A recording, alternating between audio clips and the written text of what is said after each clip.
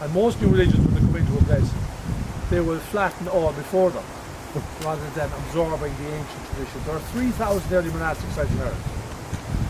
There's less than 1% of those on an existing site that we know of.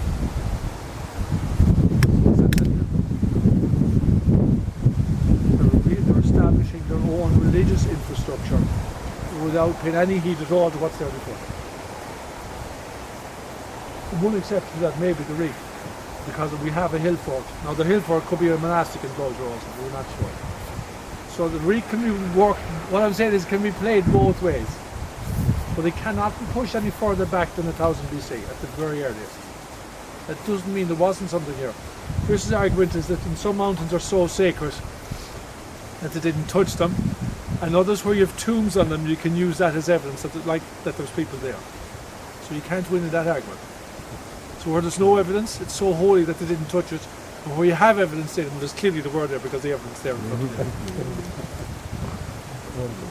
So this site is associated with, and of course this site it's now late medieval, but it's almost certainly an early monastic site because there's a whole heap of sites associated with this mountain. So the mountain develops sanctity in the early historic times, and then it grows more elaborate as the cult of Patrick grows, and that grows continuously from the 7th, 8th century onwards, and everywhere associated with Patrick becomes a Patrick. There are patrician sites in Ireland, for example, that we have records of them being associated with earlier saints.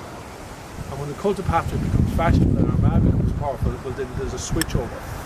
So the dedications of monuments can switch from the very early beginning to what they are in the 8th or 9th century. As the local political dynasties have their own boys that they are trying to promote. In Cahir Island, what we found out there, you have a tiny early monastery which doesn't survive. It was replaced in the 10th century by the present tiny building, which was largely rebuilt in the 16th and 17th centuries. That's the little church at Cahir. The pilgrimage around it, the penitential stations are all 7th, 8th century, but they've been removed from an earlier route and realigned in the late medieval period. And there's an outer ring around that we've identified now at Cahir Island, an outer pilgrimage circuit, very like in Inishmurray, and they would date to the 10th century. So on the monastic side, very rarely will you get anything earlier than a 10th century date.